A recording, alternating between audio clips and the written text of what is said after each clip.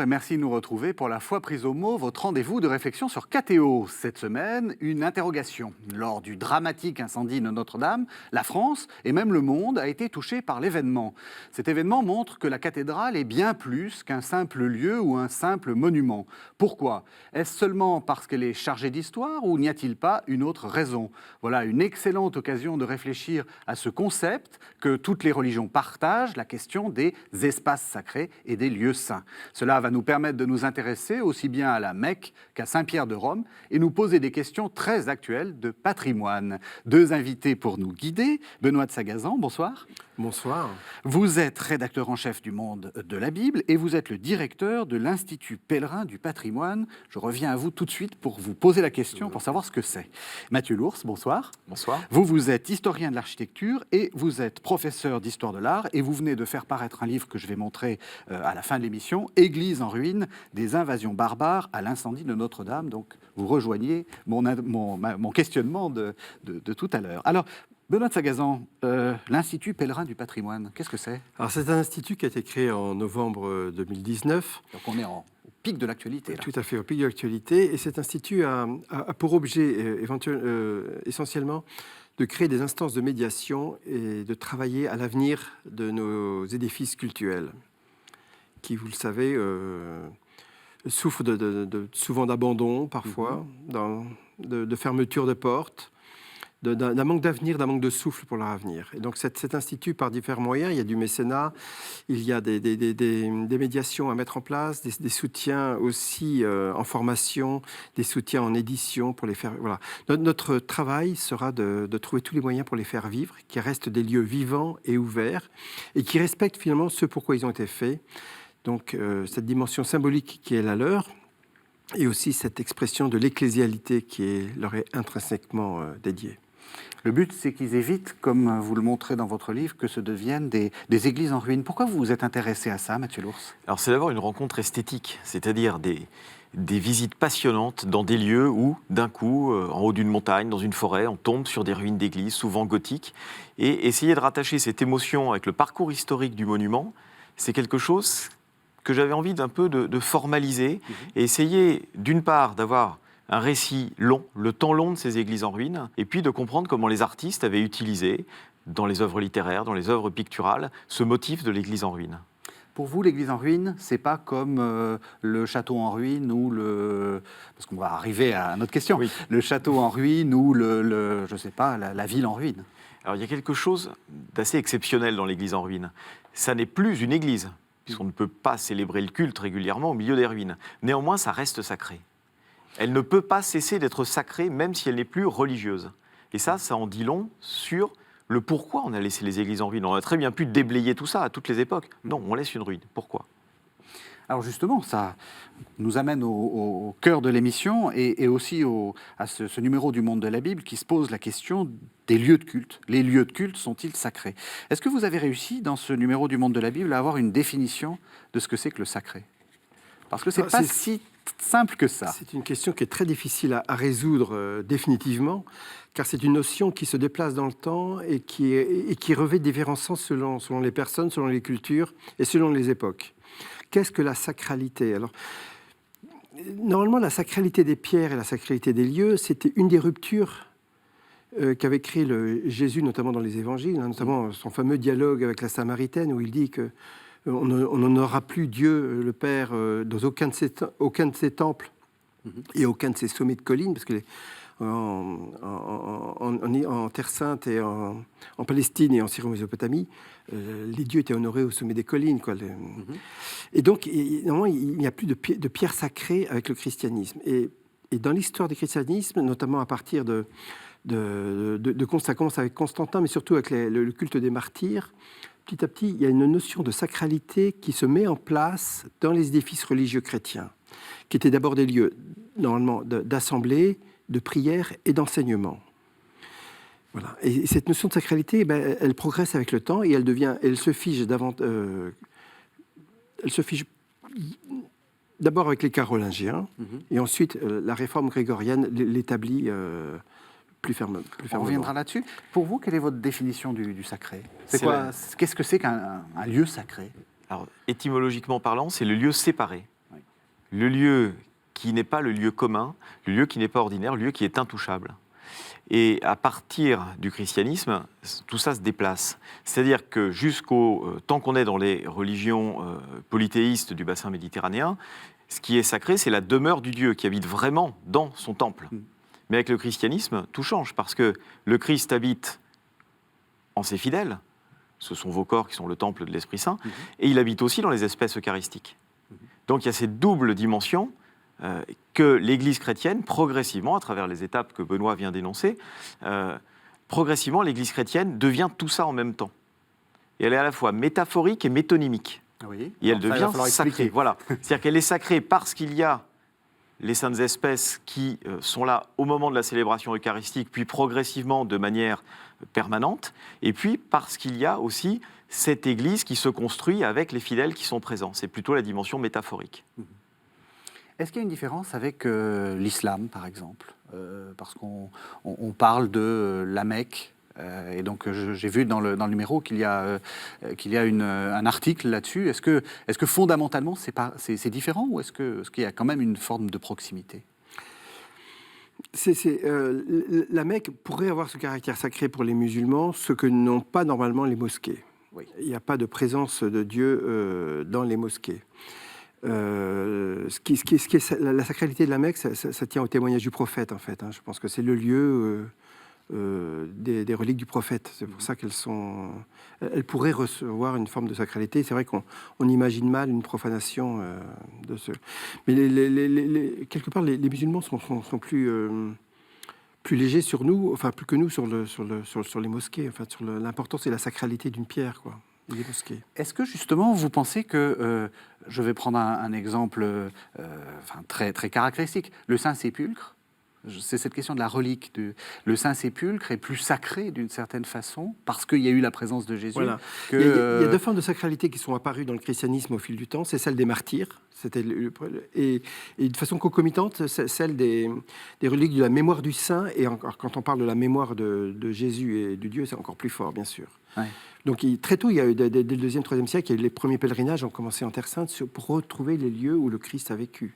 Le Saint-Sépulcre a été un lieu de vénération très très tôt, même avant Constantin. C'est le peuple qui est là, qui donne la sacralité. Oui, mais cette sacralité, je pense qu'elle est anthropologique quelque part. Parce que et peut-être que le christianisme n'a pas résisté à cela. Enfin, c'est peut-être un jugement que je donne en disant cela. Vous aimeriez pas de sacré? Non, c'est pas ça. C'est pas que j'aime pas.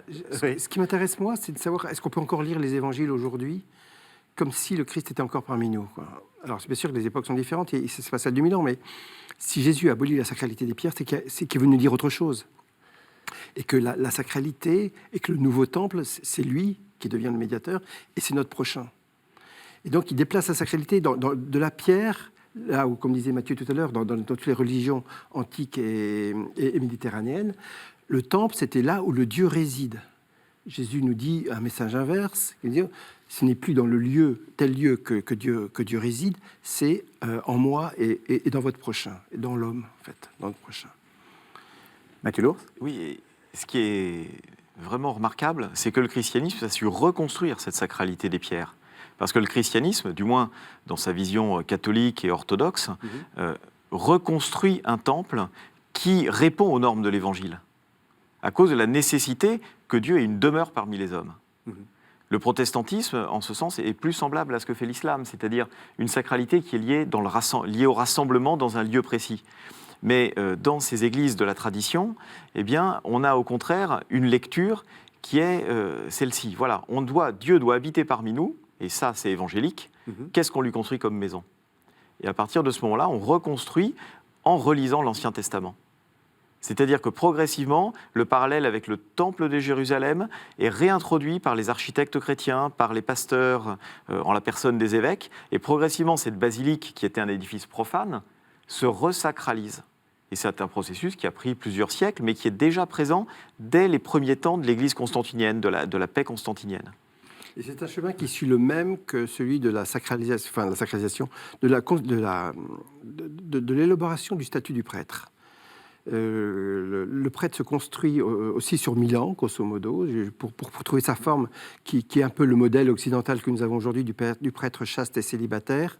il met 1000 ans à se construire, et l'évolution des églises est un chemin vraiment parallèle qui se construit avec ce chemin-là. Je vous propose qu'on fasse une première pause avec un texte qui, comme vous dites, a peut-être servi de modèle, en fait, puisque c'est le texte qui dit que la présence de Dieu sacralise un lieu. Et évidemment, c'est le passage dans lequel Moïse rencontre Adonai, rencontre le Dieu d'Israël. C'est au chapitre 3 du livre de l'Exode. Alors, ne soyez pas surpris, Moïse et Dieu se vouvoient, parce que j'ai pris une traduction un peu ancienne, qui est la traduction « Le Maître de Saci ». Cependant, Moïse conduisait les brebis de Jéthro, son beau-père, prêtre de Madian. Et ayant mené son troupeau au fond du désert, il vint à la montagne de Dieu nommée Horeb. Alors le Seigneur lui apparut dans une flamme de feu qui sortait du milieu d'un buisson. Et il voyait brûler le buisson sans qu'il se consumât. Moïse dit donc : « Il faut que j'aille reconnaître quelle est cette merveille que je vois. Et pourquoi ce buisson ne se consume point ?» Mais le Seigneur, le voyant venir pour considérer ce qu'il voyait, l'appela du milieu du buisson et lui dit : « Moïse, Moïse !» Il lui répondit : « Me voici. » Et Dieu ajouta : « N'approchez pas d'ici, ôtez les souliers de vos pieds, parce que le lieu où vous êtes est une terre sainte. » Il dit encore : « Je suis le Dieu de votre père, le Dieu d'Abraham, le Dieu d'Isaac et le Dieu de Jacob. » Moïse se cacha le visage parce qu'il n'osait regarder Dieu. Alors, Mathieu Lours, vous êtes historien de l'architecture. Est-ce que l'architecture va suivre finalement ce changement de conception du sacré ? Est-ce qu'on peut dire qu'une église ancienne, finalement, nous dit autre chose du sacré que la cathédrale de Chartres, pour prendre un exemple que tout le monde voit? Alors, c'est la même sacralité parce que les données du problème se posent au IVe siècle. Les données du problème sont les suivantes. Le christianisme est la seule religion monothéiste à avoir un autel qui doit être à l'intérieur de l'édifice de culte. Dans le temple de Jérusalem, l'autel est à l'extérieur. Dans tous les temples païens aussi. Et dans tous les temples polythéistes. Oui. Et là, d'un coup, le programme architectural change. Il faut que l'autel soit à l'intérieur de l'édifice. Et ça va tout révolutionner parce que le christianisme reste une religion sacrificielle. Il faut un autel, pas une table, un autel. Et à partir de ce moment-là, il va falloir bâtir une sacralité parce que cet autel, il porte un sacrifice qui est un sacrifice non sanglant. C'est le sacrifice eucharistique.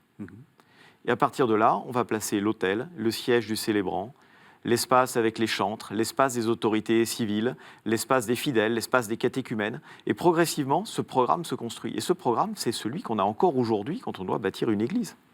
Est-ce que justement ça reflète les changements? Parce que c'est vrai, vous dites l'église, l'autel au centre, puis après on va le coller au fond, puis après entre les deux il y a des chapelles. Est-ce que justement il y a des lieux de sacralité plus ou moins importants, et puis surtout peut-être des degrés dans la sacralité dans une église? On va assister, c'est un processus historique, et surtout à partir de l'époque carolingienne, justement. C'est-à-dire qu'à cette unité, un autel, un célébrant, une assemblée, progressivement, la société va imposer le fait qu'on ait plusieurs chapelles, plusieurs autels, et l'Église, à ce moment-là, devient une espèce de halle sacrée, où il y a une chapelle dédiée à chaque martyr, à chaque saint, à chaque aspect de la vie du Christ ou de la Vierge. Et sur chacun de ces autels, un prêtre va célébrer des messes qui sont demandées par des familles de défunts. Et progressivement, on va structurer comme ça l'Église dans une pluralité. Et depuis le Concile Vatican II, tout l'enjeu est de reconstruire l'unité, justement, de cet espace sacré, dans les églises modernes, mais aussi dans les églises anciennes. Qu'est-ce qu'on fait des autels secondaires? On les ferme. On les patrimonialise ou on en fait des lieux de dévotion. Très souvent, ils restent vivants parce qu'on y place des statues, mais on y célèbre très rarement la messe. Il pourrait y avoir d'autres voies encore. Mais ce qui m'intéresse beaucoup dans cette évolution architecturale, c'est que pendant toute l'histoire de nos églises, on oscille entre deux mouvements qui s'alternent. L'un, c'est vers une sacralité presque confisquée par par des prêtres qui deviennent les médiateurs du sacré. Et là, on crée des clôtures autour d'un chœur, et parfois on abandonne d'autres d'autres lieux aux fidèles, et d'autres moments, constamment, on revient après ces périodes-là à retrouver l'unité de l'Église pour que à nouveau le peuple puisse faire corps avec ce qui se passe dans le cœur. Et toutes les réformes liturgiques et les grandes réformes dans l'histoire notamment de l'Église catholique aussi entre ces deux mouvements-là, où je dirais pas qu'on confisque le sacré, mais un petit peu quand même par un groupe d'experts, ou de cadres qui sont habilités à cela, jugeant que le peuple n'est peut-être pas capable ou apte. On a bien vu aussi dans nos histoires, tout le monde ne peut pas rentrer dans le cœur. Oui. On entend même parfois dans certains discours ecclésiaux, certains qui refusent aux femmes encore de pénétrer dans le cœur. Encore ça? Il n'y a pas eu très longtemps, il y a une polémique qui a été soulevée, je crois que c'était l'année dernière, dans la Croix, qui avait donné un petit coup de polémique assez forte. Cela aussi, suivant les personnes, les traditions auxquelles on se réfère, et on voit bien que c'est un combat, ou pas un combat, mais un dialogue qui est toujours en tension dans l'Église. Jusqu'où s'arrête le périmètre du sacré et où commence-t-il? Est-ce qu'il est séparable ou pas? Il est vrai que dans le monde juif, on sépare l'impur de l'impur. Dans notre mouvement, l'histoire de notre Église catholique, cela a pu apparaître. Hein. Qui est assez pur pour s'approcher de tel lieu qui n'est pas assez pur? Voilà. Alors que là aussi, si on lit le Christ des Évangiles, la question de la pureté, elle est normalement inversée. Jésus ne met plus dans des rites ou dans des lieux, ou dans des attitudes, mais dans ce que dit l'homme, ce qui sort de lui, ce qui sort de ses yeux, de sa bouche et de ses actes. Le point intéressant, effectivement, quand on est dans une église, et il faut bien séparer l'église catholique, on a plutôt tendance à parler, nous, parce qu'on est catholique, de l'église catholique, de l'église orthodoxe, c'est ces lieux de séparation. L'iconostase, le jubé, ça nous dit déjà, enfin même architecturalement, ça nous dit quand même quelque chose de très important. Oui, et la séparation n'est pas du tout au même endroit chez les orientaux et chez les occidentaux. Chez les orientaux, l'iconostase va isoler le sanctuaire, c'est-à-dire l'autel et son proche environnement. Et le chœur, là où on célèbre la liturgie de la parole et les offices des heures, est au milieu de la nef, au milieu des fidèles. C'est ce qu'on appelle le béma, par exemple, dans l'église d'Orient, l'église assyro-chaldéenne. Et chez les catholiques, le jubé, au contraire, isole la nef et, de l'autre côté, le chœur et le sanctuaire. Parce qu'en Occident, on a connu la féodalité. Et que les chanoines qui étaient dans le chœur ou les moines qui étaient dans le chœur étaient aussi des seigneurs féodaux. Et donc, ils délimitent leur espace qui est aussi un espace d'autorité. Et après le Concile de Trente, donc, on va abattre ces clôtures de manière à restaurer l'unité du lieu de culte, parce qu'on se rend compte que face à la concurrence protestante, eh bien, le fait de voir discipline davantage que le fait de simplement entendre ou d'avoir une médiation par des images ou simplement des prédications. Donc on va construire tout ça en regard. Les orientaux, n'ayant pas connu la concurrence du protestantisme, vont rester avec ce mur d'images qu'est l'iconostase et développer une pastorale liturgique complètement différente de celle de l'Occident. Vous voulez dire quoi? C'est intéressant parce qu'effectivement, et on voit avec Vatican II, hein, ce qui se déroule à l'autel est le plus important et on ne papote pas, on ne se promène pas, etc. Le Concile Vatican II est sans doute un des plus normatifs en matière de liturgie. Oui. Le Concile de Trente ne dit pas un mot autre que les fidèles adopteront une attitude décente. Oui. Le Concile Vatican II est celui qui apporte le plus de soin justement à l'attitude et au respect que les fidèles doivent occulter. Celui qui va être le plus normatif à l'échelle de la chrétienté. Le Concile de Trente, s'il y a un usage liturgique qui a plus de 200 ans dans un diocèse et qui est fondé, on le garde. On le voit d'ailleurs dans certaines églises construites dans les années 60, notamment, qui répondent à ce programme de Vatican II. On a supprimé les chapelles latérales, notamment, pour que tous les regards ne convergent que vers un seul point, qui est l'autel. Au milieu ou pas forcément? Pas forcément au milieu, peu importe, mais les dévotions particulières n'ont plus lieu d'être pendant l'office, notamment. Et on veut que tous les... Oui, et c'est une expérience qu'on fait, par exemple, quand on va chez les chrétiens d'Orient, par exemple au Liban ou en Syrie. Ou dans le monde orthodoxe. Pendant les liturgies, on va se confesser, on revient. On va brûler un cierge, on sort de l'église, on rentre, on revient. C'est des choses que j'ai vues dans mon enfance en Italie. On se confessait jusqu'à la liturgie eucharistique, quasiment, et les personnes âgées récitaient le chapelet pendant toute la prière eucharistique, même après Vatican II, quand c'était dit à haute voix. C'est resté jusqu'au début des années 90. Est-ce qu'il y a des lieux dans l'Église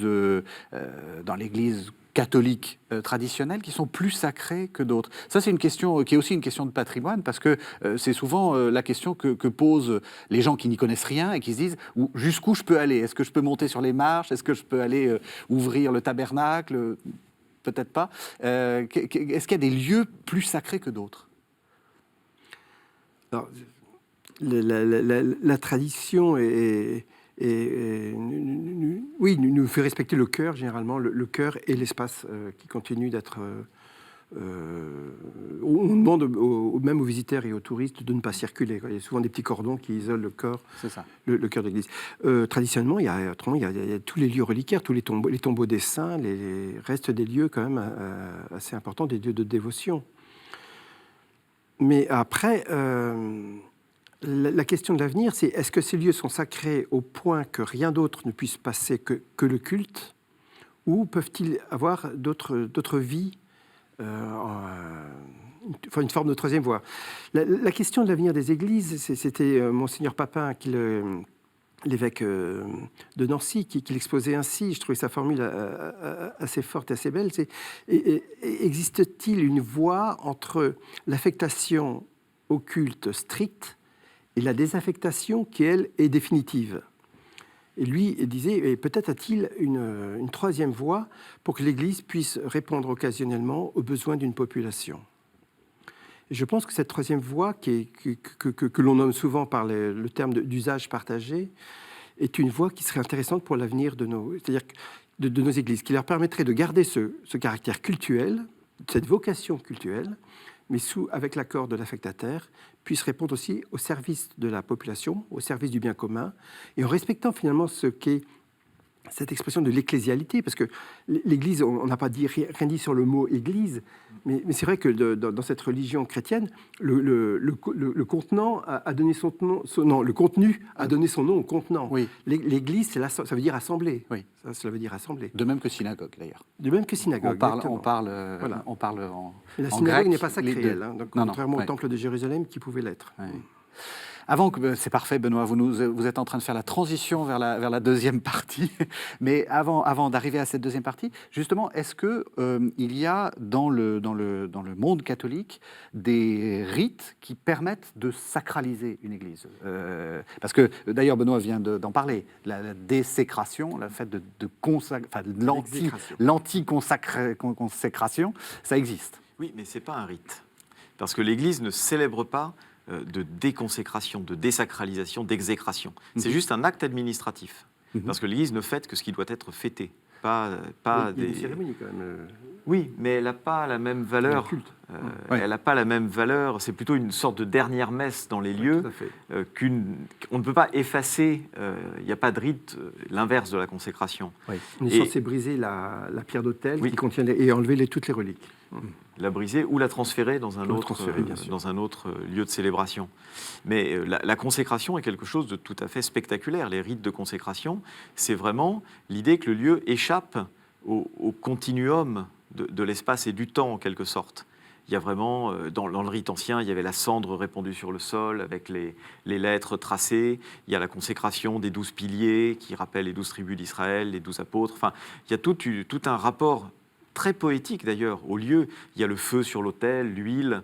Voilà, c'est une des liturgies les plus riches de l'Église. Et quand on a eu la chance d'y assister, parce qu'on consacre encore des églises, parce que on enferme, mais on en ouvre, Dieu merci, eh bien, c'est toujours un moment où on ressent vraiment qu'on est dans un lieu différent.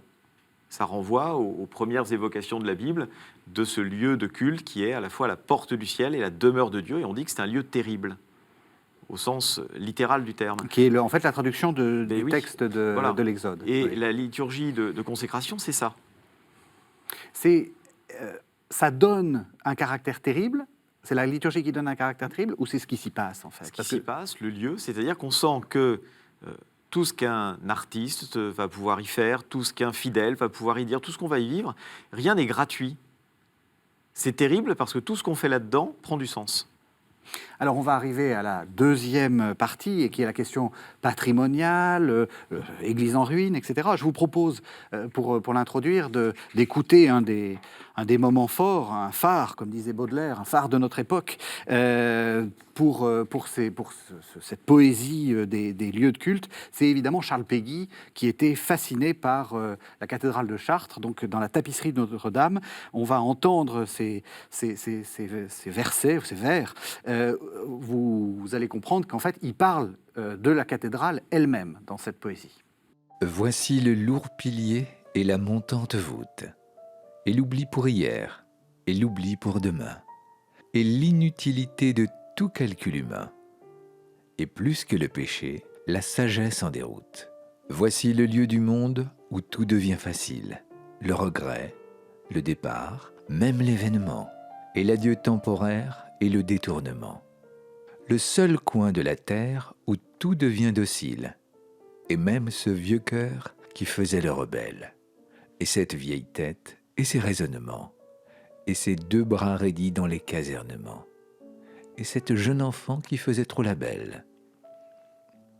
Voici le lieu du monde où tout est reconnu, et cette vieille tête est la source des larmes, et ces deux bras raidis dans le métier des armes, le seul coin de la terre où tout soit contenu.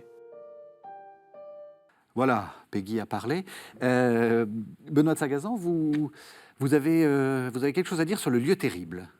Oui, ce lieu terrible, oui, parce que là encore, moi, ce que j'aime beaucoup dans cette histoire longue des églises, c'est qu'on apprend que c'est un système évolutif et que nous vivons aujourd'hui sur une tradition qui a 1000 ans, grosso modo, enfin, qui était vraiment entérinée avec la réforme grégorienne, qui fige un peu, ou qui donne des rails d'une société qui veut être une société chrétienne, en fait, globalement chrétienne, dans tous ses aspects, dans ses rites et dans ses rapports sociaux et dans sa façon d'être ordonné au christianisme.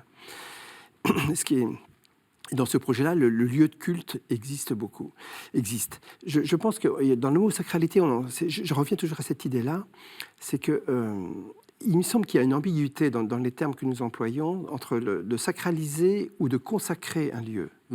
Et je pense que nos rites et même les dédicaces consacrent un lieu. La preuve, c'est qu'on peut les déconsacrer, enfin les sacralise. La permanence religieuse de l'Église, elle ne vient pas du clergé, elle ne vient pas de l'Église, parce qu'elle s'en sépare, elle en démolit, elle en transforme, elle en vend, elle en désaffecte. Mais elle vient de la population, elle vient de ceux qui vivent avec. Il y a quelque chose d'anthropologique. C'est pour ça que, avant d'être des espaces sacrés, pour moi, les églises sont des médias, en fait. Elles transmettent un message même quand leur vie cultuelle a cessé. Et je pense que dans les ruines, c'est ce qui frappe le plus. En fait, vous êtes en train de faire le commentaire du poème de Charles Péguy. Oui. C'est-à-dire qu'il y met autre chose que simplement le culte. Là. Il est incroyable de savoir que les cathédrales, c'est des églises mères, ce sont souvent les plus belles, les plus majestueuses. Oui. Elles parlent à tous. Quand on lit la Bible d'Amiens d'un Marcel Proust, qui n'est pas chrétien quand même, son texte sur la cathédrale d'Amiens, c'est un bijou. C'est une ode d'amour à la cathédrale d'Amiens. Voilà.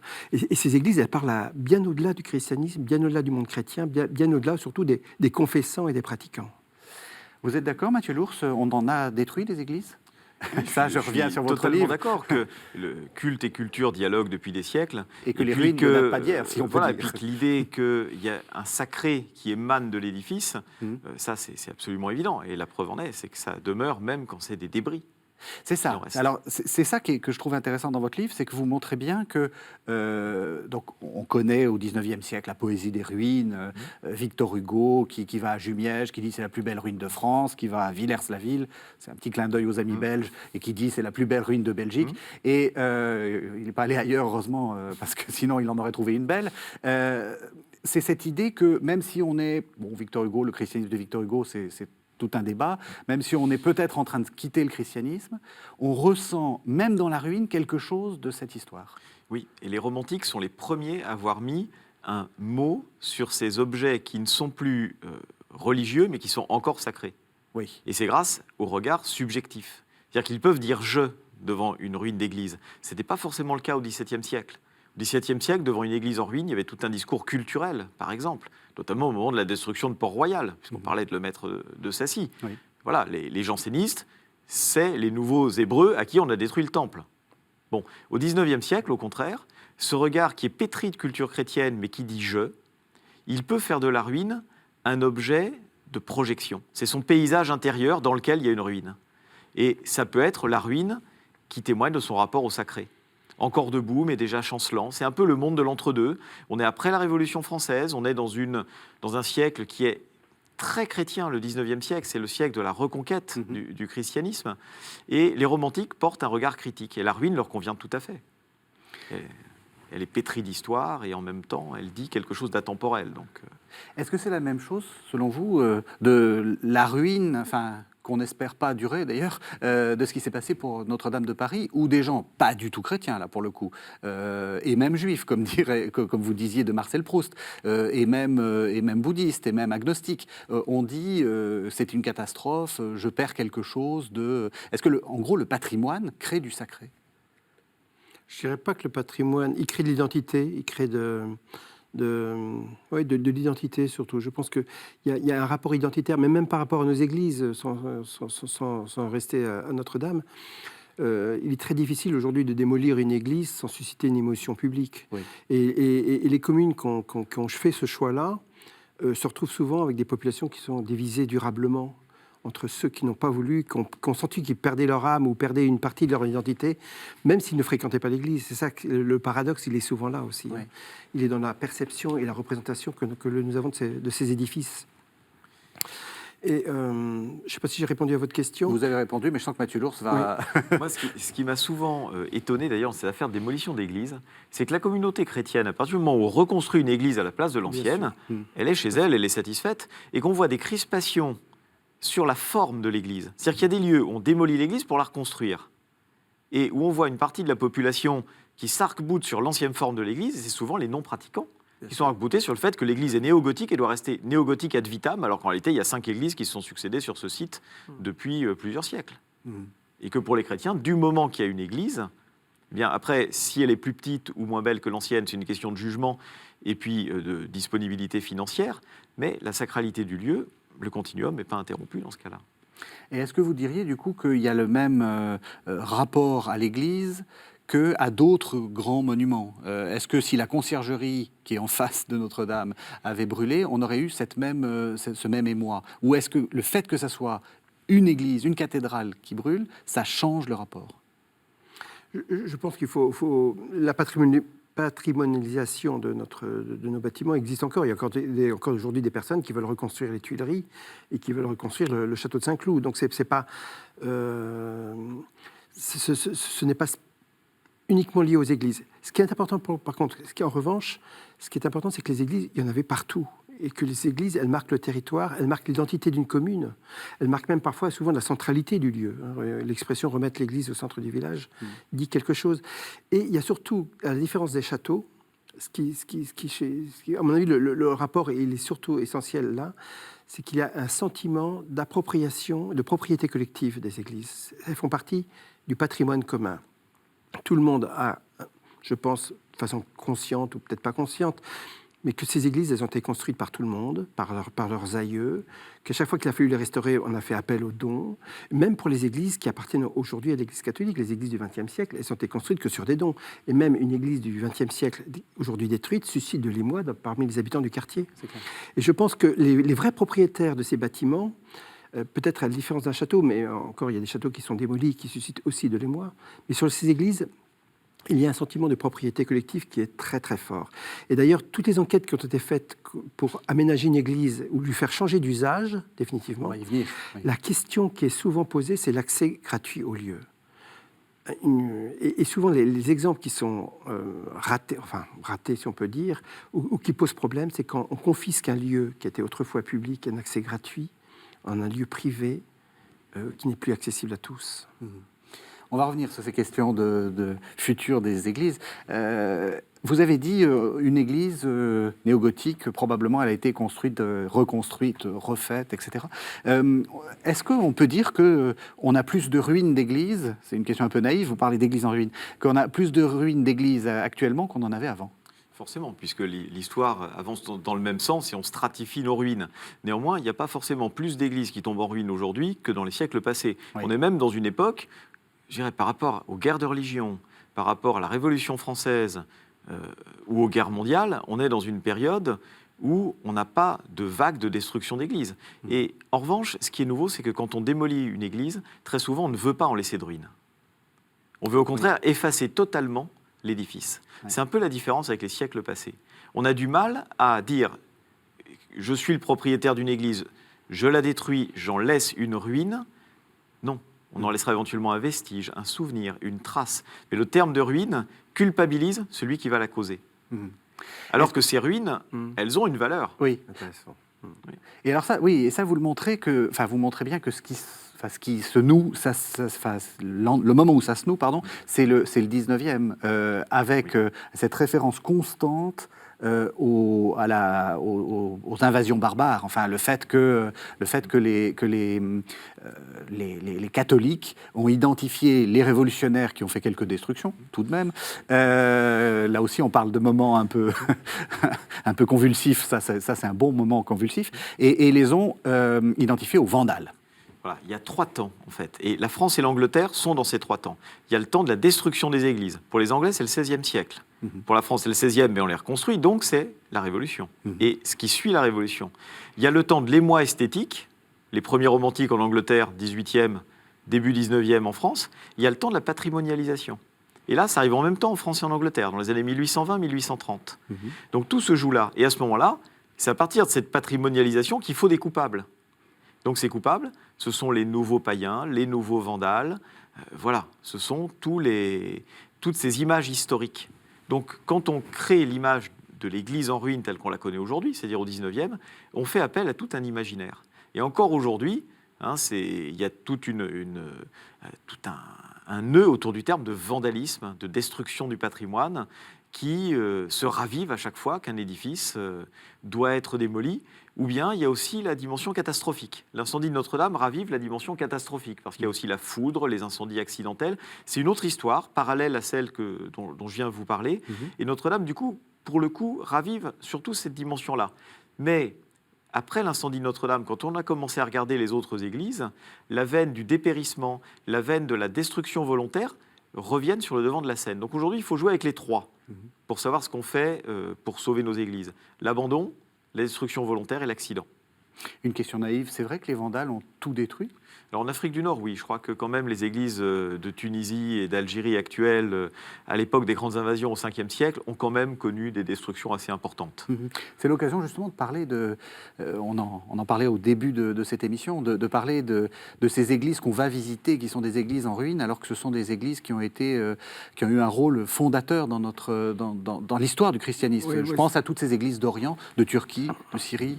Moi, je me souviens de mon premier reportage on appelle ça les chemins de la foi, donc un peu visiter cette Anatolie du Sud qui a été un peu le laboratoire du christianisme, qui est un peu sous les temps apostoliques et des pères de l'Église, et de voir que la plupart de ces églises, quand on va à Éphèse ou pas toutes ces grandes basiliques, sont toutes quasiment aujourd'hui en ruine, vous laisse un sentiment de perplexe quand vous dites mais que s'est-il passé ? Est-ce que vraiment le christianisme ici est du passé ? A-t-il été balayé ? Moi, sur le moment, ça m'avait un peu ébranlé, bien sûr. Et ces ruines sont interpellantes. Après, il y a plusieurs lectures. Et ce qui est intéressant dans votre livre, c'est que on montre que cette lecture peut être exploitée, transformée. Et c'est ça qui est intéressant aussi. Qu'est-ce qu'on en fait de ces ruines ? Quel témoignage on en donne ? Vous êtes encore en train de faire une transition, c'est formidable. Vous vouliez réagir ? Je vous voyais. Juste, moi, ce qui m'avait marqué, alors moi, ce premier contact avec les ruines d'églises en Orient, je l'ai eu en Syrie, en Syrie du Nord, c'est que c'est un basculement civilisationnel, c'est pas une guerre de religion. C'est pas des églises que les musulmans ont transformées en mosquées. Elles sont là, elles sont tombées en ruine parce que les villes se sont déplacées, la civilisation a changé. Oui. C'est de la ruine d'abandon. Très souvent. C'est pas de la ruine de destruction, c'est pas... Voilà, et ça oblige à réfléchir de manière critique à ce qu'on nous présente un peu trop facilement comme un conflit de religion ou un conflit de civilisation. Voilà, donc c'est... Tout à fait. Il nous reste une dizaine de minutes. Et on va poser la question que vous posiez. Qu'est-ce qu'on fait de tout ça? Est-ce qu'on les fait toutes tomber en ruine, comme ça l'historien aura encore plus de choses à raconter?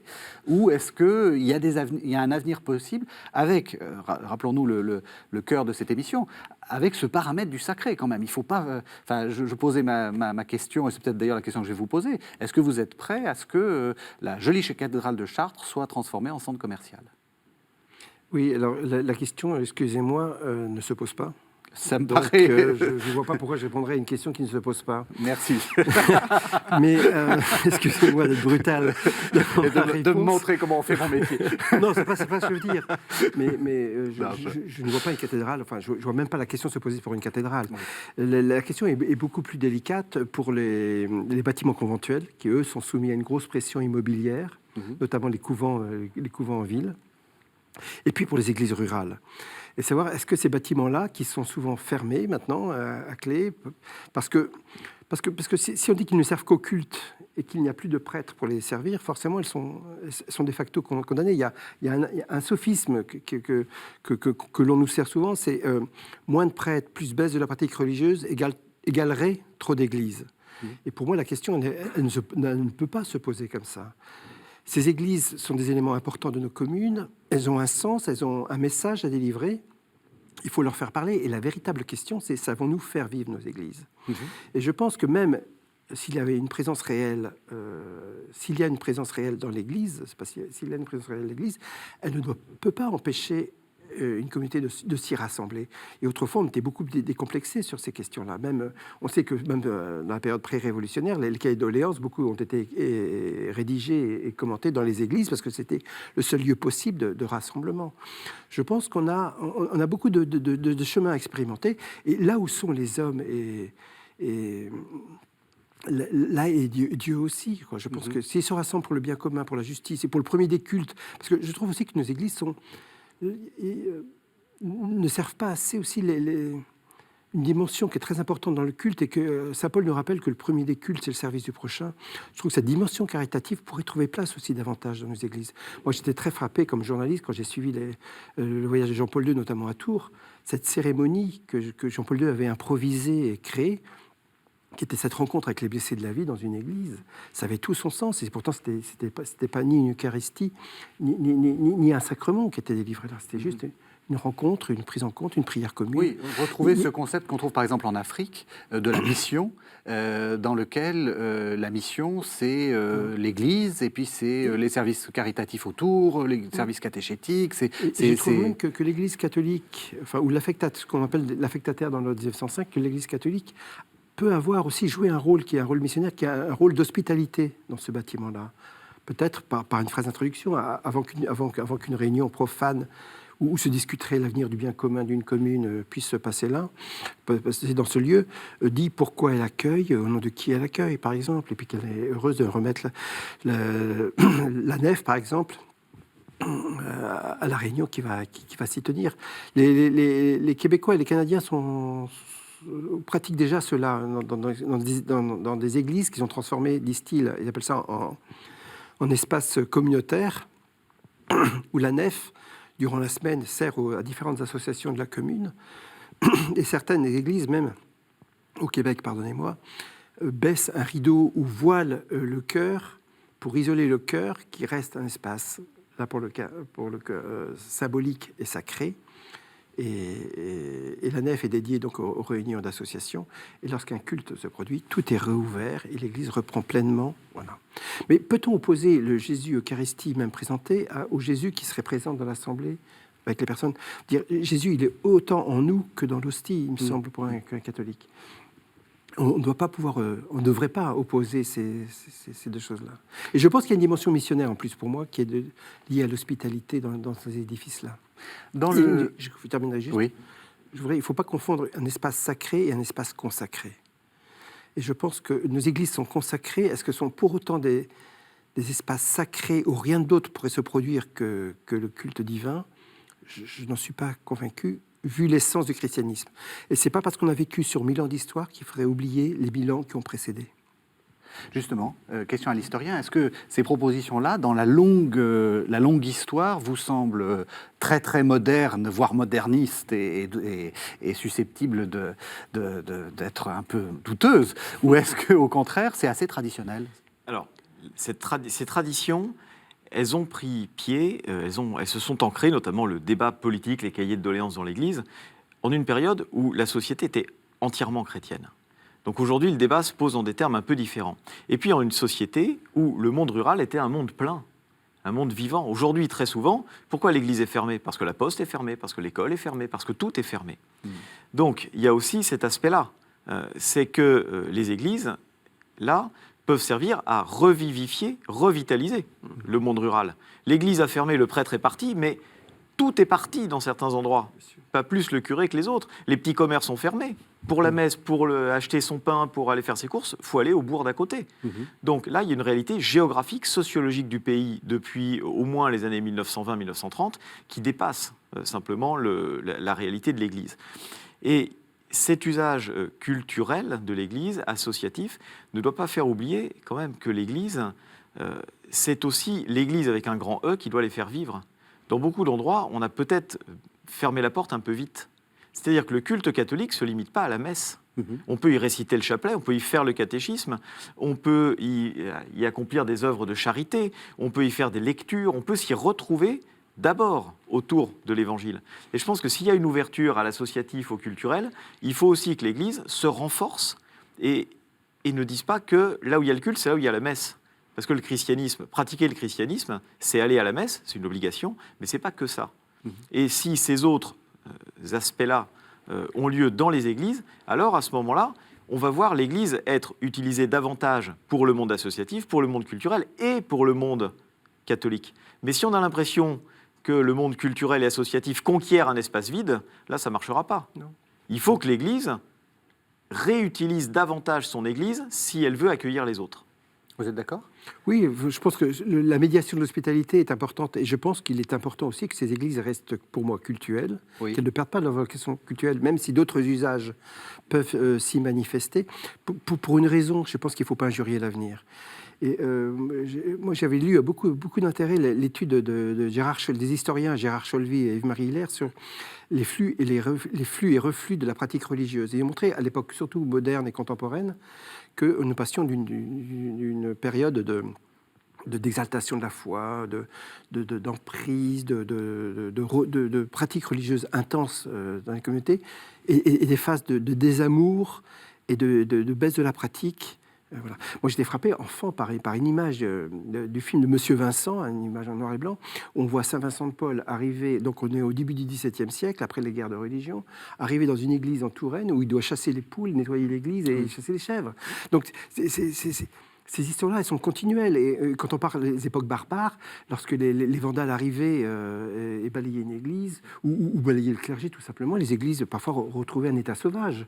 Il y a des poules sur l'autel au XVe siècle en Provence, là où les guerres féodales ont fait des ravages. Cette histoire ne cesse d'être la même, finalement, et ne pas injurier l'avenir, c'est garder nos églises avec une vocation culturelle, mais si pour les faire vivre, il faut aussi l'ouvrir à d'autres usages, je pense que c'est important. Et surtout qu'il y a une dimension missionnaire pour moi dans cet acte-là. De fait, elles ont toujours été ouvertes aux autres usages. Il y a toujours eu dans les églises des usages culturels qui ont existé. Puis il y a aussi, et ça c'est sensible depuis l'an 2000, certes il y a une baisse du nombre de personnes présentes le dimanche à la messe, mais il y a un regain de ferveur.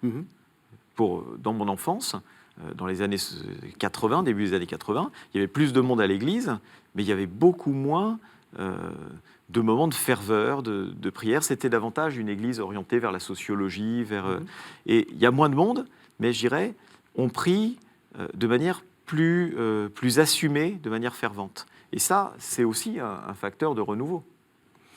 Merci à tous les deux. Alors justement, pour avoir une longue distance et une longue histoire, votre livre, Mathieu Lours, Église en ruine, donc c'est paru aux éditions du Cerf.